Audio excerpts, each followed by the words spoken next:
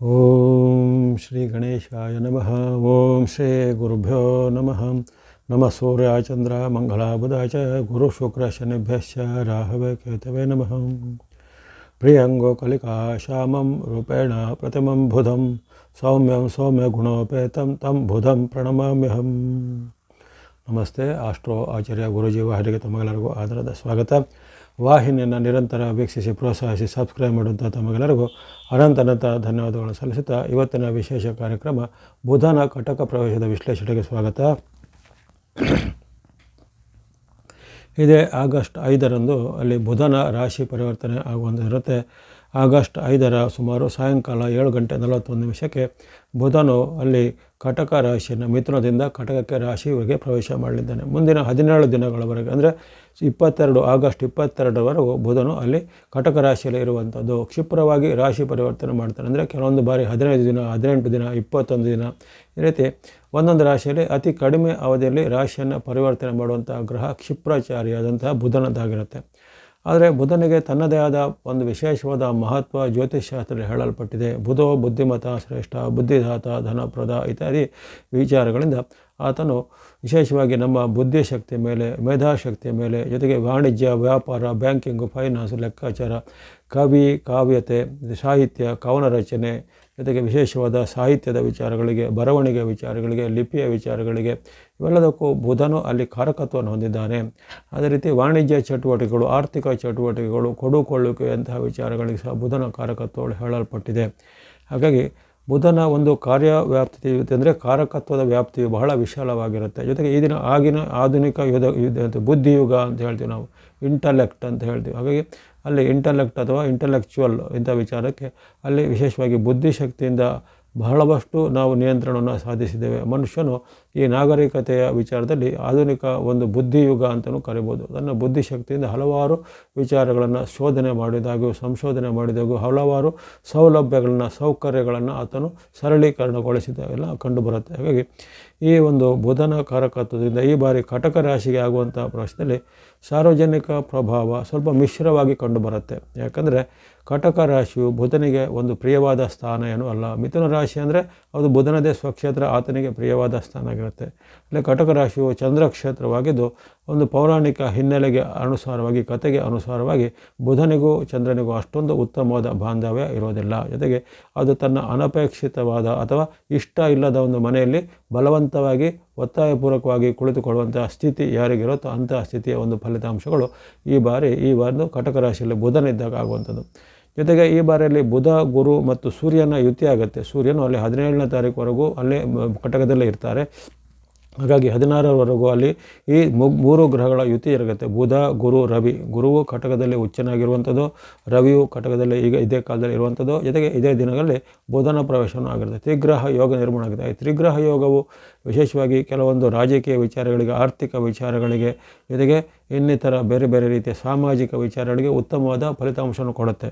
ಆದರೆ ಕೌಟುಂಬಿಕ ವಿಚಾರಗಳನ್ನು ಗಮನಿಸಿದಾಗ ಅಥವಾ ಸಾಂಸಾರಿಕ ವಿಚಾರಗಳನ್ನು ಗಮನಿಸಿದಾಗ ಈ ಒಂದು ಕಾಲದಲ್ಲಿ ಈ 17 ದಿನಗಳಲ್ಲಿ ಹಲವಾರು ಭಿನ್ನಾಭಿಪ್ರಾಯಗಳು, ಮನಸ್ತಾಪಗಳು, ವಿಶೇಷವಾಗಿ ತಂದೆ ಮಕ್ಕಳ ಮಧ್ಯೆ, ಸೋದರ ಮತ್ತು ಬಂಧುಗಳ ಮಧ್ಯೆ, ಅಥವಾ ಅಣ್ಣ ತಮ್ಮಂದಿರ ಮಧ್ಯೆ, ಸೋದರ ಸೋದರರ ಮಧ್ಯೆ, ಕೌಟುಂಬಿಕ ವಿಚಾರ ಅಂತ ಹೇಳ್ತಾರಲ್ಲ ಅಂಥ ಒಂದು ಫ್ಯಾಮಿಲಿಗಳ ಮಧ್ಯೆ ಅನೇಕ ವಿಷಯವಾದ ಭಿನ್ನಾಭಿಪ್ರಾಯಗಳು, ಜೊತೆಗೆ ಅನೇಕ ರೀತಿಯ ವಾಗ್ವಾದ, ಕಲಹಗಳು ಇತ್ಯಾದಿಗಳು ಆಗುವಂಥದ್ದು. ಜೊತೆಗೆ ಯಾವುದಾದ್ರೂ ಕೆಲಸ ಕಾರ್ಯಗಳಲ್ಲಿ ನಿಮಗೆ ಅಲ್ಲಿ ಕೌಟುಂಬಿಕ ವಿಚಾರದಿಂದ ಏನಾದರೂ ಅನೇಕ ರೀತಿಯ ಹಣಕಾಸಿನ ನಷ್ಟ ಕಷ್ಟಗಳು ಆಗುವಂಥದ್ದು.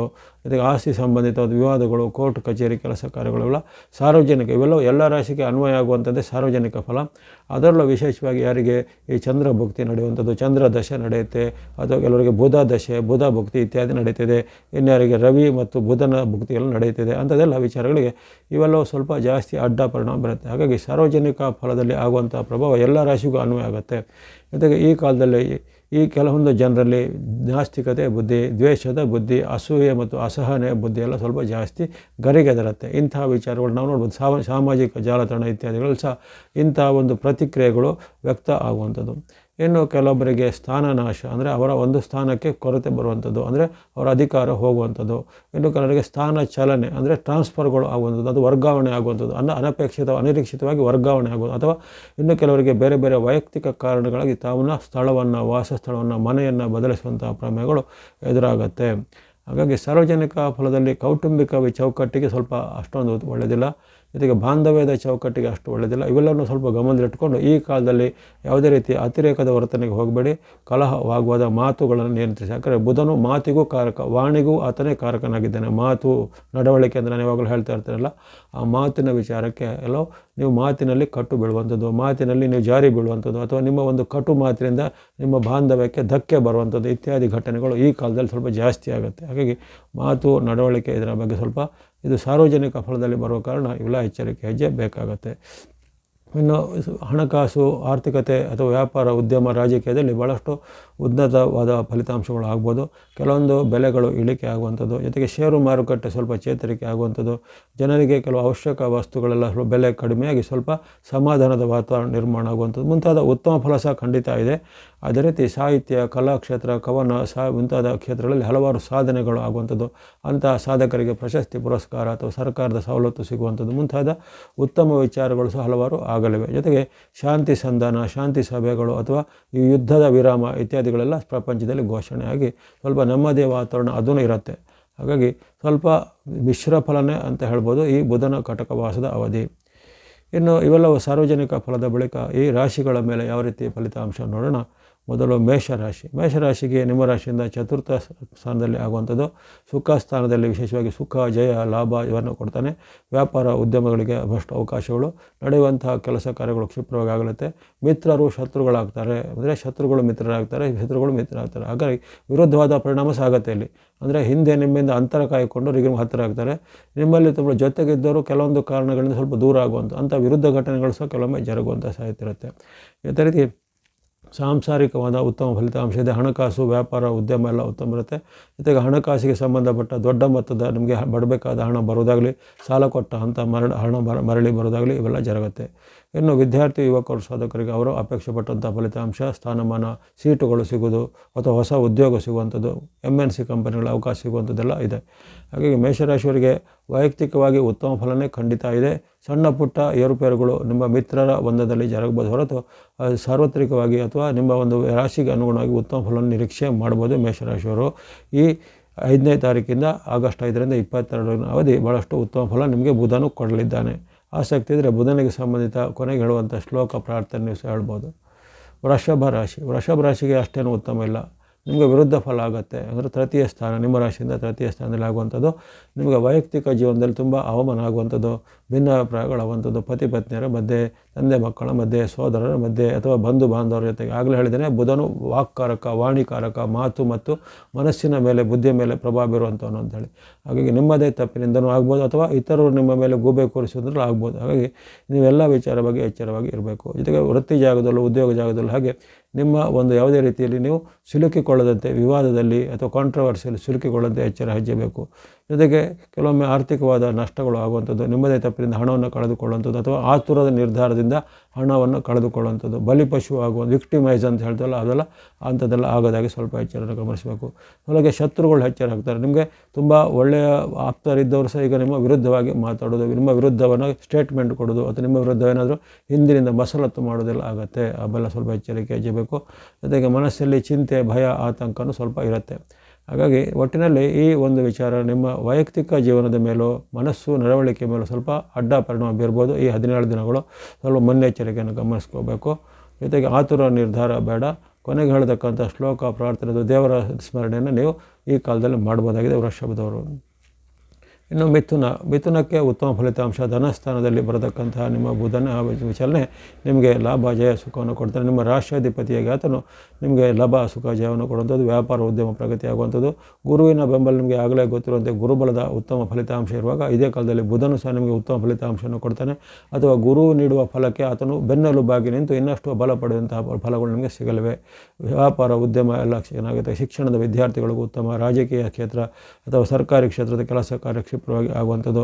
ಜೊತೆಗೆ ಕೆಲವೊಂದು ವಾಹನ, ಯಂತ್ರ, ಉಪಕರಣ ಕೊಳ್ಳುವಂಥ ಅವಕಾಶ, ಮನೆ ಕೊಳ್ಳುವಂಥ ಅವಕಾಶ, ಹಲವರಿಗೆ ಸನ್ಮಾನ, ಬಡ್ತಿ, ಪ್ರಮೋಷನ್ ಎಲ್ಲ ಸಿಗುವಂಥದ್ದು. ಅಥವಾ ಇನ್ನಿತರ ಯಾವುದೇ ನೀವು ಕಾಂಪಿಟೇಟಿವ್ ಎಕ್ಸಾಮಲ್ಲಿ ಬರೆದ್ರೆ ಅದರಲ್ಲಿ ನಿಮಗೆ ಉತ್ತಮವಾದ ರ್ಯಾಂಕಿಂಗ್ ಎಲ್ಲ ಬರುವಂಥದ್ದು. ಈ ರೀತಿ ಎಲ್ಲ ವಿಚಾರಗಳಲ್ಲಿ ವಿದ್ಯಾರ್ಥಿ ಯುವಕರು ಸಾಧಕರು ಇರ್ಬೋದು, ಮಹಿಳೆಯರು ಗೃಹಿಣಿಯರು ಇರ್ಬೋದು, ಎಲ್ಲರಿಗೂ ಉತ್ತಮ ಫಲ ಈ ಬುಧನ ಕಾಲದಲ್ಲಿ ಅಂದರೆ ಕಟಕ ರಾಶಿಯ ಒಂದು ಗೋಚಾರದ ಕಾಲದಲ್ಲಿ ಆಗಸ್ಟ್ 5ರಿಂದ 22ವರೆಗೆ ಸಿಗಲಿದೆ. ಅದನ್ನು ಸದುಪಯೋಗಪಡಿಸಿಕೊಳ್ಳಿ. ಆಸಕ್ತಿ ಇದ್ದರೆ ಕೊನೆಗೆ ಹೇಳತಕ್ಕಂಥ ಶ್ಲೋಕ ಪ್ರಾರ್ಥನೆ ನೀವು ಸಹ ಹೇಳ್ಕೊಬೋದು. ಕರ್ಕಾಟಕ ಅಥವಾ ಕಟಕ ರಾಶಿ, ಕಟಕದಲ್ಲಿ ಜನ್ಮಕ್ಕೆ ಬರುವಂಥ ಬುಧ ವಿರುದ್ಧ ಫಲವನ್ನು ಕೊಡುವಂಥನು. ಹಾಗಾಗಿ ಈಗಾಗಲೇ ನಿಮಗೆ ಜನ್ಮದಲ್ಲಿ ಇರತಕ್ಕಂಥ ಗುರುವಿನ ಅಡ್ಡ ಪರಿಣಾಮ ಇದೆ. ಅದರ ಜೊತೆಗೆ ಬೆಂಕಿಗೆ ತುಪ್ಪ ಸುರಿದಂತಹ ಘಟನೆ ಆಗುತ್ತೆ. ಈಗ ಅನೇಕ ರೀತಿಯ ಅಡ್ಡ ಪರಿಣಾಮಗಳು ಏಕಕಾಲದಲ್ಲಿ ಆಗ್ಬೋದು. ಆರೋಗ್ಯ ಇದ್ದಕ್ಕಿದ್ದಂತೆ ಕುಸಿಯುವಂಥದ್ದು, ಹಿಂದೆ ಇದ್ದಂಥ ಆರೋಗ್ಯ ಸಮಸ್ಯೆ ಮತ್ತೆ ಮರುಕಳಿಸುವಂಥದ್ದು, ಕೆಲವರಿಗೆ ಅಲರ್ಜಿ, ಚರ್ಮದ ಸೋಂಕುಗಳು ಕಾಣಿಸುವಂಥದ್ದು, ಕೆಲವರಿಗೆ ಶೀತ, ನೆಗಡಿ ಅಥವಾ ಹವಾಮಾನ ವೈಪರೀತ್ಯದಿಂದ ಬರುವಂಥ ತೊಂದರೆಗಳು ಕಾಣಿಸಿಕೊಳ್ಳುವಂಥದ್ದು, ಜೊತೆಗೆ ಅನೇಕ ರೀತಿಯ ಖರ್ಚುಗಳು ಏಕಕಾಲದಲ್ಲಿ ಬರುವಂಥದ್ದು. ಅನೇಕ ರೀತಿಯ ಖರ್ಚುಗಳು ಅಂದರೆ ಔಷಧಕ್ಕೆ, ಆಸ್ಪತ್ರೆಗೆ, ರಿಪೇರಿ, ಯಂತ್ರವಾಹನ ಅಥವಾ ವಿವಾದ, ದಂಡನ ಪಾವತಿ, ಕೋರ್ಟ್ ಕಚೇರಿ, ಹೀಗೆ ಒಟ್ಟಿಗೆ ಎಲ್ಲ ಖರ್ಚುಗಳು ಬರುವಂಥದ್ದು. ಮನಸ್ಸಿಗೆ ಆತಂಕ, ಚಿಂತೆ, ಭಯ ಹೆಚ್ಚಳ ಆಗುವಂಥ ಘಟನೆ ಆಗುತ್ತೆ. ಜೊತೆಗೆ ಮನಸ್ಸಲ್ಲಿ ಸ್ವಲ್ಪ ನಿಮಗೆ ನಕಾರಾತ್ಮಕ ಚಿಂತನೆ, ಋಣಾತ್ಮಕ ಚಿಂತನೆಗಳು ಅಥವಾ ನಿಮಗೆ ಜಿಗುಪ್ಸೆ ಮೂಡುವಂತಹ ಚಿಂತನೆ ಎಲ್ಲ ಆಗುತ್ತೆ. ಹಾಗಾಗಿ ನೀವು ಎಲ್ಲ ತನುಮನ ಧನದ ನಿಯಂತ್ರಣವನ್ನು ಮಾಡಬೇಕು. ಯಾವುದೇ ರೀತಿಯ ಒಂದು ಒತ್ತಡ, ಚಿಂತೆಗೆ, ಭ್ರಮೆಗೆ ಅಂದರೆ ಕೆಲವು ಇಲ್ಯೂಷನ್ ಅಂತ ಹೇಳುವಂಥ ಭ್ರಮೆಗೆ ಒಳಗಾಗದೆ ನಿಮ್ಮ ದೇವತಾ ಭಕ್ತಿಯನ್ನು, ಶ್ರದ್ಧೆಯನ್ನು, ನಿಷ್ಠೆಯನ್ನು ಕಾಯ್ಕೊಳ್ಬೇಕಾಗತ್ತೆ ಈ ಒಂದು ಕಟಕ ರಾಶಿಯವರು. ನಿಮ್ಮ ಜನ್ಮದಲ್ಲೇ ಇರತಕ್ಕಂಥ 3 ಗ್ರಹಗಳು ಅಂದರೆ ಬುಧ, ಗುರು, ರವಿ, ಈ 3 ಗ್ರಹಗಳು ಸಹ ಏಕಕಾಲದಲ್ಲಿರುವಂಥದ್ದು. ಅದನ್ನು ಗಮನಿಸ್ಕೊಳ್ಳಿ. ಅದು 3 ಗ್ರಹಗಳು ಬೇರೆ ಕೆಲವು ರಾಶಿಗಳಿಗೆ ಒಳ್ಳೇದು ಮಾಡುತ್ತೆ, ಆದರೆ ನಿಮ್ಮ ರಾಶಿಗೆ ಜನ್ಮದಲ್ಲಿದ್ದಂಥ 3 ಗ್ರಹಗಳು ವಿರುದ್ಧ ಫಲವನ್ನು ಕೊಡೋ ಕಾರಣ ನೀವು ಸ್ವಲ್ಪ ಮೈಯೆಲ್ಲ ಕಣ್ಣಾಗಿರಬೇಕು. ತನು ಮನ ಧನದ ಒಂದು ಎಚ್ಚರಿಕೆಯಲ್ಲಿರಬೇಕು. ಆತುರ ನಿರ್ಧಾರ ಬೇಡ, ಸಂಯಮ, ತಾಳ್ಮೆ ವಹಿಸಬೇಕಾಗತ್ತೆ. ಜೊತೆಗೆ ಆರೋಗ್ಯದ ರಕ್ಷಣೆ ಕಡೆಗೆ ಹೆಚ್ಚಿನ ಗಮನವನ್ನು ಖಂಡಿತ ಕೊಡಬೇಕಾಗತ್ತೆ. ಯಾವುದೇ ನೆಗ್ಲಿಜೆನ್ಸಲ್ಲಿ ಮಾಡಲಿಕ್ಕೆ ಹೋಗಬೇಡಿ. ಜೊತೆಗೆ ಕೊನೆಗಳತಕ್ಕಂಥ ದೇವತಾ ಶ್ಲೋಕ ಪ್ರಾರ್ಥನೆ ಅಥವಾ ಇನ್ನಿತರ ಪರಿಹಾರ ಮಾರ್ಗಗಳನ್ನು ಅನುಸರಿಸಬೇಕಾಗೋದು ಕಟಕ ರಾಶಿಯವರು. ಇನ್ನು ಸಿಂಹರಾಶಿ, ಸಿಂಹರಾಶಿಗೆ ಇಲ್ಲಿ ವಿಚಿತ್ರ ಫಲ ಅಥವಾ ವಿರುದ್ಧ ಫಲ ಆಗುವಂಥ ರಾಶಿ ನಿಮ್ಮದಾಗಿರುತ್ತೆ. ವ್ಯಯಸ್ಥಾನ ಅಂದರೆ ದ್ವಾದಶ ಸ್ಥಾನ ಅಂತ 12ನೇ ಮನೆ ಅಂತ ಹೇಳ್ಬೋದು. ಅಲ್ಲಿ ಆಗಲೇ ವ್ಯಯದಲ್ಲಿ ನಿಮಗೆ ಗುರು, ರವಿಯ ಒಂದು ವ್ಯಯದಲ್ಲಿದ್ದಾರೆ. ಈಗ ಇನ್ನೊಂದು ವ್ಯಯದಲ್ಲಿ ಬುಧನು ಸಹ ಬರ್ತಿರೋ ಕಾರಣ ಅದು ನಷ್ಟಗಳ ಮೂಲ ಆಗುತ್ತೆ. ಈಗಾಗಲೇ ಆದಂಥ ನಷ್ಟಗಳು ಮತ್ತೊಂದು ಬೇರೆ ಬೇರೆ ಮೂಲಗಳು ನಷ್ಟ ಆಗ್ಬೋದು. ಅದು ಆರ್ಥಿಕತೆ, ನಿಮ್ಮ ವ್ಯವಹಾರದ ಮೇಲೆ ಇರ್ಬೋದು, ಜೊತೆಗೆ ಆರೋಗ್ಯದಿಂದ ಆಗಿರ್ಬೋದು, ಅಥವಾ ಹಣಕಾಸಿನ ವಿಚಾರದ ನಷ್ಟಗಳಿಗೆ ಹೊರಗಾಗೋದಂತ ಇರ್ಬೋದು, ಜೊತೆಗೆ ನಿಮ್ಮ ವೈಯಕ್ತಿಕ ವಿಚಾರದ ಗೌರವಕ್ಕೆ ಧಕ್ಕೆ ಬರುವಂಥ ವಿಚಾರಗಳಿರ್ಬೋದು, ಎಲ್ಲವೂ ನಷ್ಟ ಆಗುತ್ತೆ. ಹಾಗಾಗಿ ಅನೇಕ ರೀತಿಯ ಅಡ್ಡ ಪರಿಣಾಮಗಳು ಏಕಕಾಲದಲ್ಲಿ ಬರುವಂಥದ್ದು. ಜೊತೆಗೆ ಅಜೀರ್ಣ, ಆಹಾರ ದೋಷದಿಂದ ಆಗುವಂಥ ಒಂದು ಹೊಟ್ಟೆಯ ಸಮಸ್ಯೆಗಳು ಅಥವಾ ಇನ್ನಿತರ ಅನಾರೋಗ್ಯ ಸಮಸ್ಯೆಗಳು ಬರುವಂಥದ್ದು, ಅಥವಾ ಈಗಾಗಲೇ ಇದ್ದಂಥ BP-ನೋ, ಶುಗರು ಅಥವಾ ಇನ್ನಿತರ ಸಮಸ್ಯೆಗಳು ಈಗ ಉಲ್ಬಣ ಅಂದರೆ ಹೆಚ್ಚಳ ಆಗುವಂಥದ್ದೆಲ್ಲ ಇರುತ್ತೆ. ಒಟ್ಟಿನಲ್ಲಿ ಆರೋಗ್ಯದ ಮೇಲೆ, ಹಣಕಾಸಿನ ಮೇಲೆ ತುಂಬ ಗಾಢವಾದ ಅಡ್ಡ ಪರಿಣಾಮ ಬೀರುವಂಥ ಸಾಧ್ಯತೆ ಇರುತ್ತೆ. ಹಾಗಾಗಿ ತೋಲ ಮೈಯೆಲ್ಲ ಕಣ್ಣಾಗಿರುವಂಥದ್ದು. ಜೊತೆಗೆ ಯಾವುದೇ ರೀತಿಯ ದೊಡ್ಡ ಮೊತ್ತದ ಟ್ರಾನ್ಸಾಕ್ಷನು, ಸಾಲ ಕೊಡೋದು ಪಡೆಯೋದೆಲ್ಲ ಒಳ್ಳೆಯದಲ್ಲ. ಈ ಕಾಲದಲ್ಲಿ ನಿಮ್ಮಲ್ಲಿ ಆಲಸ್ಯ, ಸೋಮಾರಿತನ, ಜೊತೆಗೆ ನಿರಾಶಾವಾದ, ನಕಾರಾತ್ಮಕ ಚಿಂತನೆ ಎಲ್ಲ ಹೆಚ್ಚಳಾಗುತ್ತೆ. ಅದನ್ನು ಖಂಡಿತ ನಿಯಂತ್ರಣ ಮಾಡಿಕೊಂಡು ಸಕಾರಾತ್ಮಕ ಕಡೆಗೆ ಬರಬೇಕು. ಭಕ್ತಿ ಮಾರ್ಗ, ಧರ್ಮ ಮಾರ್ಗ, ದಾನ ಮಾರ್ಗವನ್ನು ನೀವು ಮಾಡಬೇಕು. ಕೊನೆಗೆ ಹೇಳತಕ್ಕಂಥ ಬುಧನಿಗೆ ಸಂಬಂಧಿಸಿದ ಶ್ಲೋಕ ಪ್ರಾರ್ಥನೆ ಅಥವಾ ಪರಿಹಾರಗಳನ್ನು ಅನುಸರಿಸಬೇಕಾಗುತ್ತೆ ಸಿಂಹದವರು. ಈ 17 ದಿನಗಳು ನಿಮಗೆ ತುಂಬ ಒಂದು ಸವಾಲಿನ ಅವಧಿ ಆಗಿರುತ್ತೆ. ಇನ್ನು ಕನ್ಯಾ ರಾಶಿ, ಕನ್ಯಾ ರಾಶಿಗೆ ಅದ್ಭುತವಾದ ಲಾಭಸ್ಥಾನದ ಫಲ. ಆಗಲೇ ಲಾಭಸ್ಥಾನದ ಗುರು, ಲಾಭಸ್ಥಾನದ ರವಿ ನಿಮಗೆ ಫಲ ಕೊಡ್ತಾ ಇದ್ದಾರೆ. ಅದಕ್ಕೆ ಈಗ 3ನೇದಾಗಿ ಬುಧನ ಒಂದು ಪ್ರವೇಶ ಆದ ಕಾರಣ ನಿಮಗೆ ಲಾಭಸ್ಥಾನದಲ್ಲಿ ನಾನಾ ರೀತಿಯ ಲಾಭಗಳು ಆಗ್ತವೆ.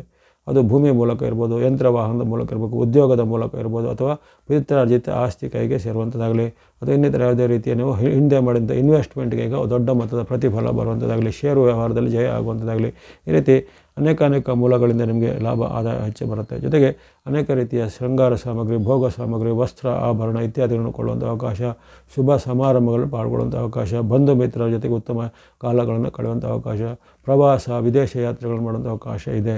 ವಿದ್ಯಾರ್ಥಿ ಯುವಕರು ಸಾಧಕರಿಗೆ ಅವರ ಅವಕಾಶಗಳು, ಹೊಸ ಉದ್ಯೋಗ, ಹೊಸ ಜಾಬು, ಅಸೈನ್ಮೆಂಟ್ಗಳು ಸಿಗುವಂಥದ್ದು, MNC ಕಂಪನಿಗಳ ಉದ್ಯೋಗ ಅಥವಾ ವಿದೇಶದಲ್ಲಿ ಉನ್ನತ ಶಿಕ್ಷಣದ ಅವಕಾಶ, ಈ ರೀತಿ ಅನೇಕ ಅವಕಾಶಗಳು ಈಗ ನಿಮ್ಮ ಕೈ ಬೀಸಿ ಕರೆಯುತ್ತವೆ. ಅದೃಷ್ಟ ನಿಮ್ಮ ಪರವಾಗಿರುತ್ತೆ. ಯಾವುದೇ ರೀತಿಯ ಒಪ್ಪಂದ, ಸಹಿ, ರಿಜಿಸ್ಟ್ರೇಷನ್ ಇರ್ಬೋದು, ಅಥವಾ ಸ್ಟಾರ್ಟಪ್ಗಳನ್ನು ಮಾಡೋದು ಇತ್ಯಾದಿಗಳನ್ನ ಈಗ ಮಾಡ್ಬೋದು. ಉದ್ಯಮ, ವ್ಯಾಪಾರ, ಬಿಸ್ನೆಸ್ಗಳ ಒಂದು ಆರಂಭಕ್ಕೂ ಅನುಕೂಲಕರವಾಗಿದೆ. ಹಾಗಾಗಿ ಈ ಅತ್ಯಂತ ಅದೃಷ್ಟಶಾಲಿ ರಾಶಿಯಾಗಿ ಈ ಒಂದು ಕಾಲದಲ್ಲಿ ನಿಮ್ಮ ರಾಶಿಯಾಧಿಪತಿಯಾದ ಬುಧನು ನಿಮಗೆ ಲಾಭದಲ್ಲಿ ಆಶೀರ್ವಾದ ಮಾಡ್ತಾನೆ. ಇವೆಲ್ಲವೂ ಅಪರೂಪಕ್ಕೆ ಸಿಗುವಂಥ ಅವಕಾಶ. 12 ವರ್ಷ, 18 ವರ್ಷ, 14 ವರ್ಷ, ಈ ರೀತಿ ಹಲವಾರು ಕಾಲಗಳ ಬಳಿಕ ಇಂಥ ಅವಕಾಶಗಳು ಬರುತ್ತೆ. ಏಕಕಾಲದಲ್ಲಿ ಅಲ್ಲಿ ಗುರು, ಬುಧ ಮತ್ತು ರವಿಗಳು ನಿಮಗೆ ಆಶೀರ್ವಾದ ಮಾಡ್ತಿದ್ದಾರೆ.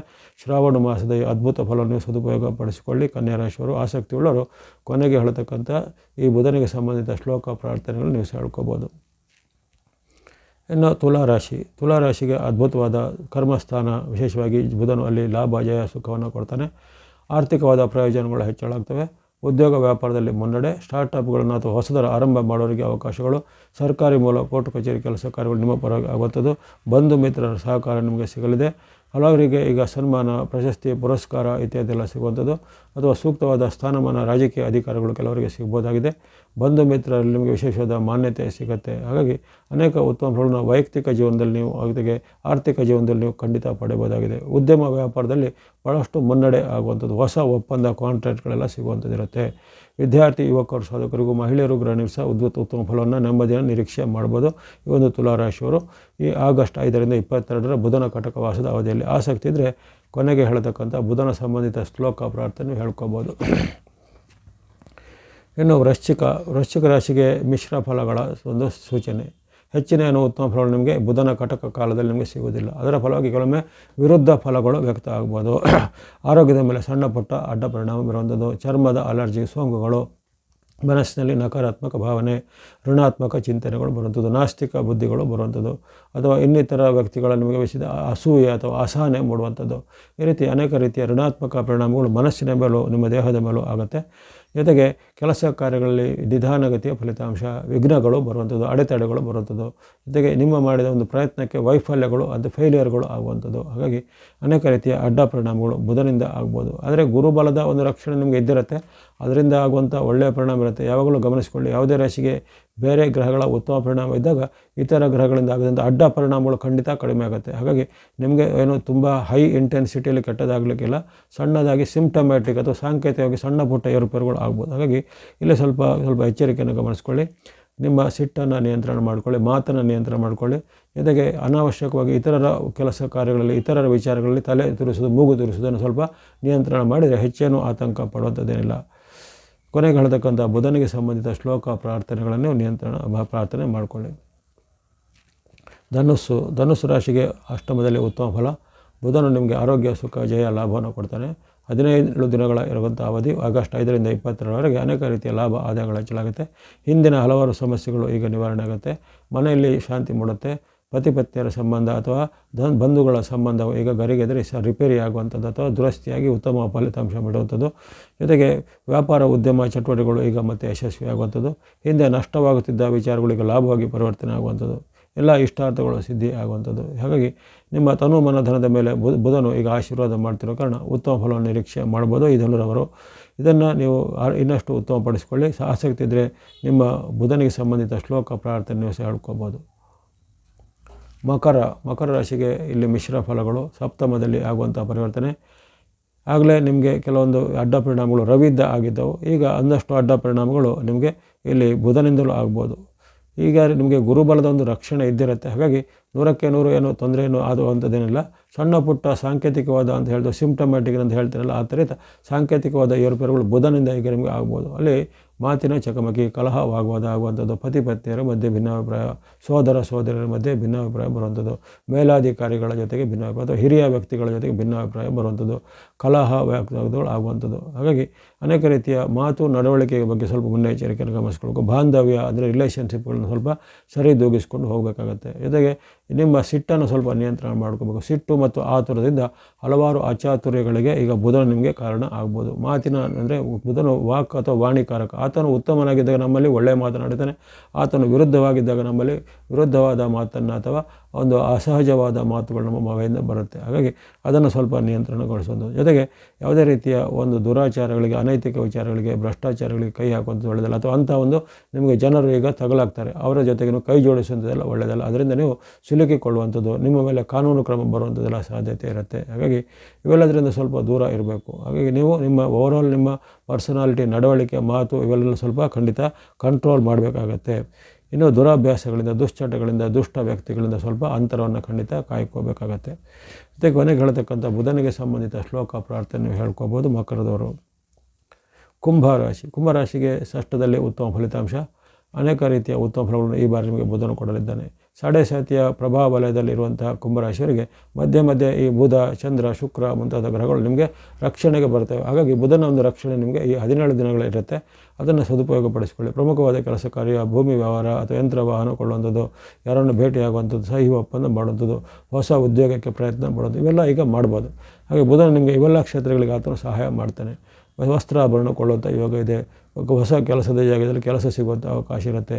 ಮಿತ್ರರಿಂದ ಬಂಧುಗಳಿಂದ ಸಹಾಯ ಆಗುವಂಥ ಯೋಗ, ಜೊತೆಗೆ ಹಿಂದೆ ಶತ್ರುಗಳಾಗಿದ್ದವರಿಗೆ ಮಿತ್ರರಾಗುವಂಥ ಸಾಧ್ಯತೆ, ಅದು ಹಿಂದೆ ಅಂತರ ಕಾಯ್ಕೊಂಡಂದರೆ ಈಗ ನಿಮ್ಮ ಸಹಾಯಕ್ಕೆ ನಿಲ್ಲುವಂಥದ್ದು. ಈ ರೀತಿ ಹಲವಾರು ಆಶ್ಚರ್ಯಕರವಾದ ಸದೃಶವಾದ ಫಲಿತಾಂಶಗಳನ್ನು ಬುಧನು ಈ ಬಾರಿ ನಿಮಗೆ ಕೊಡಲಿದ್ದಾನೆ. ಅದನ್ನು ಚೆನ್ನಾಗಿ ಸದುಪಯೋಗಪಡಿಸಿಕೊಳ್ಳಿ. ಇದೇ ಕಾಲದಲ್ಲಿ ರವಿ ಒಂದು ವಿಶೇಷವಾದ ಆಶೀರ್ವಾದ ಸಹ ನಿಮ್ಮ ಮೇಲೆ ಇರುತ್ತೆ.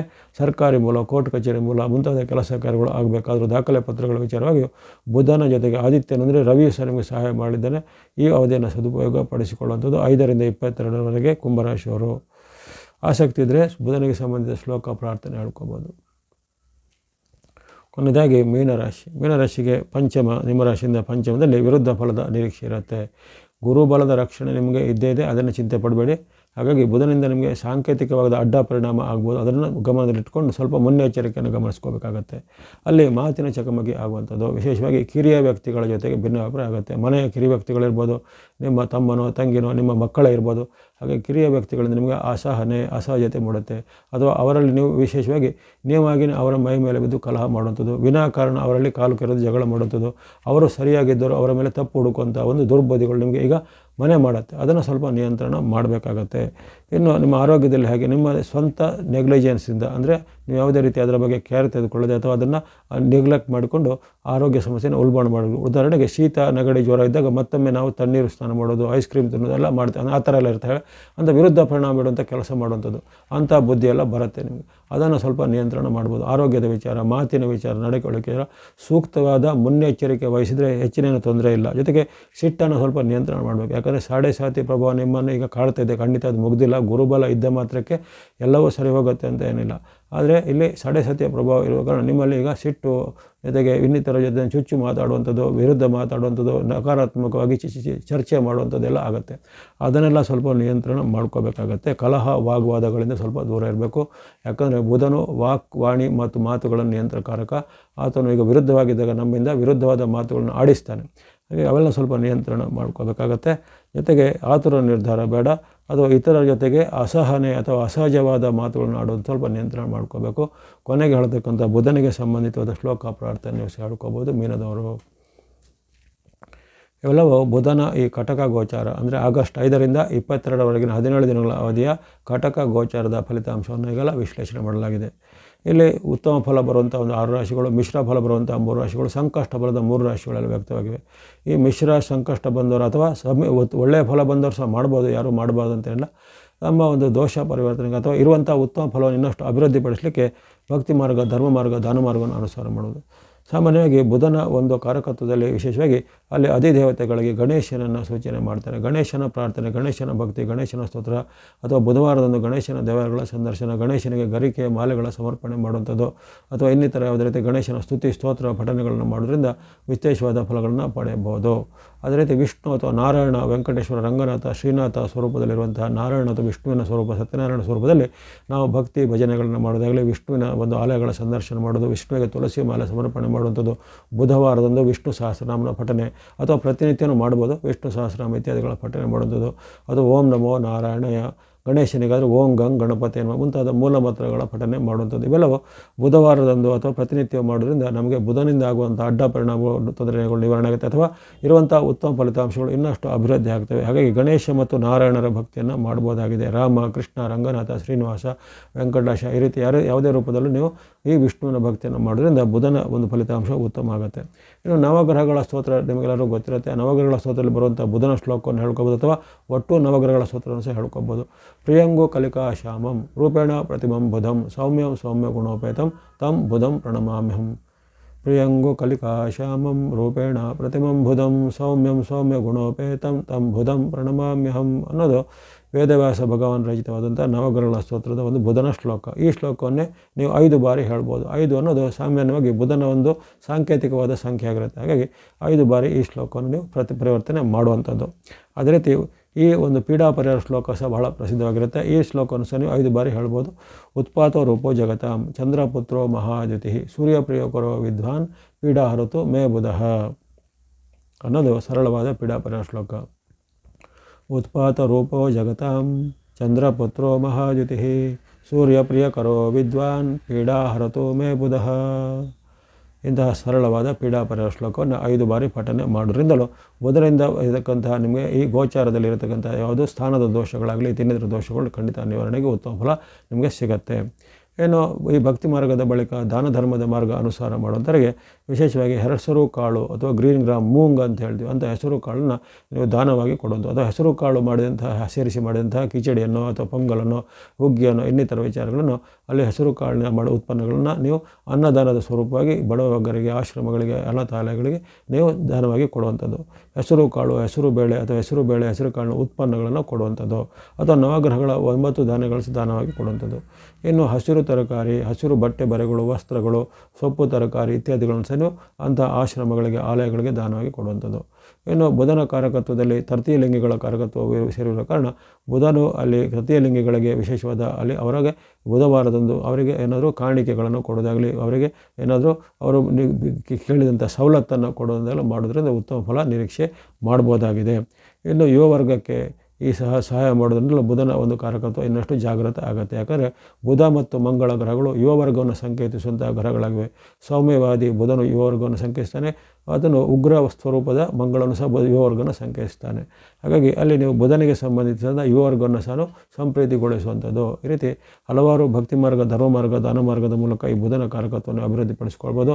ತಮಗೆಲ್ಲರಿಗೂ ಬುಧನ ಈ ಕಟಕವಾಸದ ಅವಧಿ ಆಗಸ್ಟ್ 5ರಿಂದ 22ರವರೆಗೆ ಆಯುರ್ವರ್ಗ ಶಕ್ತಿ ಜಯಲಾಭಗಳು ಸಿದ್ದಾಗಲಿ. ವಾಹಿನಿಯ ಪ್ರೋತ್ಸಾಹಕ್ಕೆ ಧನ್ಯವಾದಗಳು. ಮುಂದೆ ನಿಮ್ಮ ಪ್ರೋತ್ಸಾಹ ನಿರಂತರ ಸಿಗ್ತಾ ಇರಲಿ. ಸಬ್ಸ್ಕ್ರೈಬ್ ಮಾಡಿದ್ರು ಸಬ್ಸ್ಕ್ರೈಬ್ ಮಾಡಿ ಪ್ರೋತ್ಸಾಹಿಸಿ. ಸರ್ವೇಷಾಂ ಸನ್ಮಂಗಲಾನಿ ಭವಂತು.